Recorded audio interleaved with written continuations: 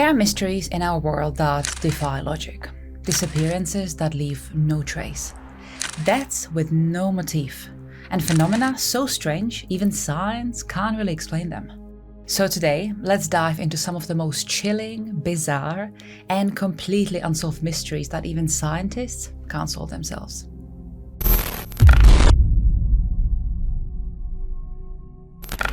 Now, this one has got to be one of the strangest but also eeriest cases of all times. And it's the case of the man only known as Peter Bergmann. To understand why this name is still being said around so much, we have to go back to June 2009. That is when a man with a thick German accent checked into a hotel in Sligo, Ireland, under the name of Peter Bergmann. And at first, there was nothing out of the ordinary about him. He looked to be somewhere between 50 and 60 years of age. He had a slender build, short grey hair, and blue eyes, and he was about 5 foot 10 inches tall. He was dressed in clean clothes, he was neatly groomed, and he had paid for his stay in cash. But after that, that is when things started to change. The CCTV footage showed him leaving the hotel multiple times, and each time he left, he was also carrying a bag. Now, this might not be that alarming, but the thing was that whenever he returned back, he was actually empty-handed. So it very much looked like he was deliberately disposing of either his belongings or something entirely else in different places around the city. And then, days later, he hauled a taxi and asked to be driven to a nice beach where he could go for a swim. So the driver took him to Rose's Point, but instead of getting out, the man just looked around the beach for a few moments, and then suddenly asked to be driven back to the nearest bus stop instead. So the driver complied and took him back to Sligo, where the man finally got off. Now, just a couple of days later, on June 15th, the man, aka Peter Bergmann, checked out of his hotel, and after spending some time in Sligo that day, he headed for the same beach he briefly visited in that taxi. And we know all of this because Peter was actually seen by a good few people that day, who reported him actually acting a little bit awkward, especially around the mall in Sligo. Now, the last person who saw Peter that day was at 11:50 p.m. on the same beach that night. And then the January 16 came. This is when father and his son were out on the Rose's Point for a training session for their upcoming triathlon, when they came upon a body of a man. He was wearing his Speedos, with his underpants pulled over those and shirt tucked into them, but he was not moving. So the pair called for an ambulance and police, but when the first responders got to the scene, they found the man to be deceased. When the investigators, began looking around for clues, they actually didn't really find any. There was no ID, there was no wallet, no personal items whatsoever. So they took the mystery man away for an autopsy, and that is when they got their first answer. Despite of how well the man was groomed, the post-mortem revealed that his health was actually very poor. The man suffered from advanced prostate cancer, and he also had heart problems. But surprisingly, neither of those two actually ended his life. But there were also no signs of foul play, no trauma, and so the cause of his death remained a mystery. Because of all these findings, people started to speculate whether this man just came to Sligo under a false identity to just end his life in peace. But then why go to such lengths to scatter all the traces of himself? Then there are also others who suggest espionage or that he was part of something larger that required absolute secrecy. And some even believe that he was actually eliminating evidence of some other crime that either he or someone else he knew or was linked to committed. After the discovery, it was about 5 months when the investigators were looking into this case extensively, but they didn't really find anything. They still had no idea who this man was or where he even came from. And bafflingly, they didn't even find what he was scattering and where he placed it, because there was just no trace of it at all. Because of all of this case is often talked about in relation to the Tamam Shud case from Australia. And if you haven't heard about this case, then I'll link you short where I've already covered it. Now, his body was buried in Sligo, and his funeral was only attended by a few police officers. Interestingly enough, the Australian address he gave at the hotel that he was checking into, well, it turned out to be fake as well, with the postcode being completely unassigned. But here comes the twist. In 2015, one French newspaper contacted the Austrian police, but that is when they discovered that the Irish police had never been in touch with them about this mystery man whatsoever. There was not even a case log with the Interpol to say that an international man was found deceased in Ireland. because this man had actually never been reported as either wanted or missing by his home country. And so because of this, the Interpol was basically not interested. And so to this day, nobody knows who Peter Bergmann was. No family members have ever come forward, to report him missing or reclaim his body, despite his case being heavily covered in both Germany and Austria. But maybe that is not where the man was from. Maybe he just put on this fake accent, gave a fake name and a fake address to completely throw everyone off his trail. And maybe that's exactly what he wanted, to never be identified.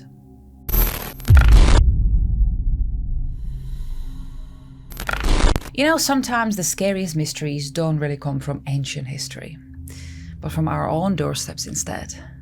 And the unsolved murder of Alistair Wilson is definitely one of them. On a quiet November evening of 2004, Alistair Wilson, who was this 30-year-old banker and father of two, was at home in Nairn, Scotland. And around 7 p.m. that night, a stranger knocked on his door, asking him by his own name. And then he handed him this strange blue envelope. Now, Alistair didn't really know what to think of this, but as he closed the door and looked at the envelope, he realized that it had a wrong name, Paul, written on it. So thinking it must have been a mistake, he just went on to step outside to try to get the man who had just delivered it to him. And when he did, the man who was still standing outside of Alistair's home, completely out of nowhere, drew a pistol and shot Alistair 3 times in the chest. And then this mysterious man vanished into the night. Police have searched for answers for nearly 2 decades, and upon opening the envelope, they realized that it was actually empty, meaning it must have been just a decoy, to get Alistair to step outside of the house so that he could be killed. And so the investigators were trying to figure out, whether this was a professional hit or whether maybe someone close to Alistair himself had been holding a grudge. Or was this perhaps a case of mistaken identity? Some suspect that Alistair might have crossed someone in the banking world, and others think that the empty envelope was, symbolic, like a threat message. But then you, of course, got the people online, whispering about secret dealings or even intelligence ties. And there's this one lead that police believe to have a stronger significance in this case. And that is the fact that Alistair was opposed to this large decking area that was built outside of the Havelock Hotel, which was literally just across the road from where Alistair himself was living.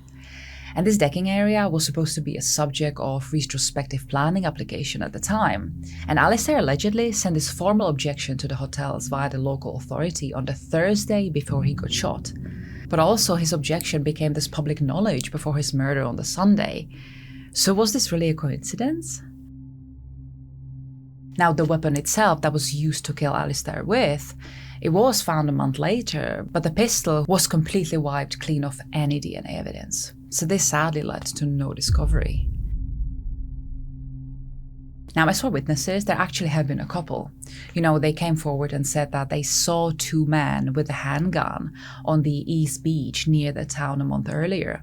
But we actually never got any information whether these 2 men were ever connected to the case or not. The description of one of the men was actually very close to the shooter himself.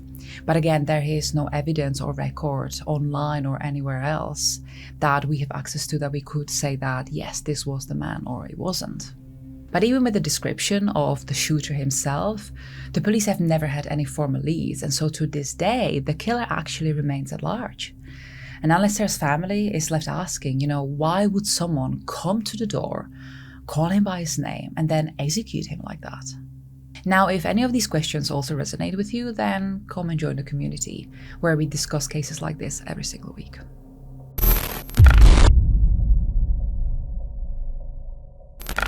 Imagine vanishing in broad daylight on one of the busiest streets in New York City. That's exactly what happened to Dorothy and Arnold in 1910.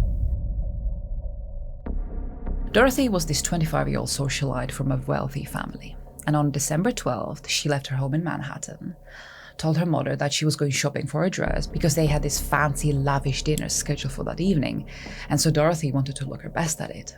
There were even some witnesses that had seen her in the city buying chocolates and then even a book. And then one of her friends later confessed that Dorothy actually said that she was going to come back through the Central Park, but she never made it back home that day.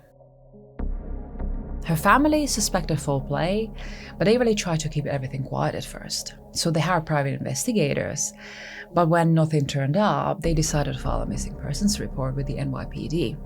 And after that, all sorts of rumors started to appear. Maybe she eloped, maybe she was pregnant, and maybe she was attacked in the Central Park.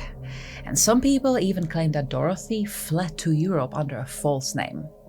But the family insisted that she would never really just leave like that. She was really close with everyone, and so she really had no motive to disappear like that, especially without giving any explanation.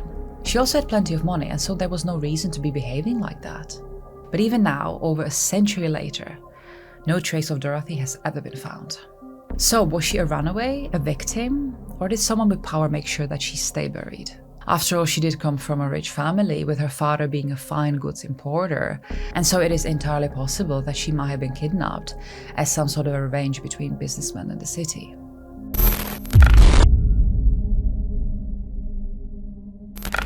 In a quiet part of Scotland, there is this bridge with a very strange reputation. They call it the Overtoun Bridge, and for decades, dogs have been leaping to their deaths from the exact same spot. Since the 1950s, somewhere between 50 and 600 dogs of all shapes, sizes, and breeds have mysteriously jumped from the bridge to the rocky ravine below, and unfortunately, most of them also died. But what makes it really strange is that the dogs always leap from the same side, the same point, and often in perfect weather. And also, nobody could ever see any visible trigger. Rational explanations suggest that maybe a scent of a mink or other small animals could have attracted the dogs. Others think that it's the way the bridge was actually built. The parapets might have been distorting their perspective, making it look like the ground was actually closer than it was. But the locals whisper a much darker story. They remain convinced that the bridge is actually cursed, haunted by the White Lady of Overtoun, a ghost said to wander the grounds. Now, locals claim that a pale, sorrowful figure has been seen drifting along the bridge, and the story says that she's the spirit of Lady Overtoun herself, who after losing her husband in the early 1900s, lived the rest of her life in despair within the estate.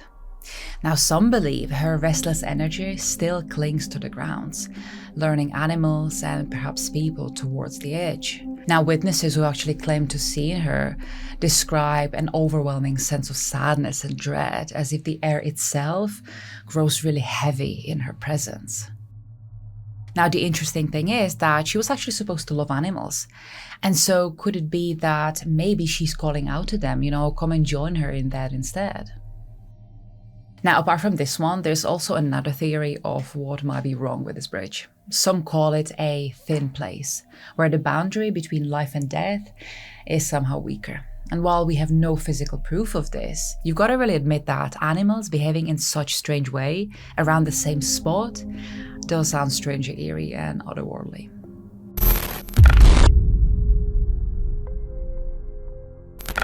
In the late 1800s, the peaceful fields of Oxfordshire, England, were shaken by something nobody could really explain. A mass panic so bizarre it's remembered as the Great Sheep Panic. On 3rd of November 1888, tens of thousands of sheep across nearly 200 square miles suddenly bolted in unison. Now, the shepherds that were out there to herd them only described this as if the animals had been terrified by some invisible force. You see, there were no predators, no storms, no earthquakes. It was just these sheep hysterical, running wildly into the night. But then in 1893, it happened again. Now, some say that the animals might have been startled by a natural phenomenon like a sonic boom or even an earthquake too subtle for humans to notice. And others have suggested mass hysteria, that, sheep are so socially connected. Panic can ripple through them like wildfire. And so it very well could have been caused by one of the sheep getting really spooked, which ended up unsettling the whole herd. So a very heightened survival instinct on the sheep's part. Now, there was even a report saying that the November 3rd was a particularly dark night, but also that there were actually flashes of lightning, which could have been what really spooked the animals in the first place. But then there are also stranger ideas, like possible alien activity, ghostly apparitions in the area, or even supernatural presence sweeping through the countryside. So, was this nature, science, or something far stranger that only the animals could have sensed? Now, as always, let me know which case spoke out to you the most, and I'll see you with a brand new episode next Thursday. Until next time.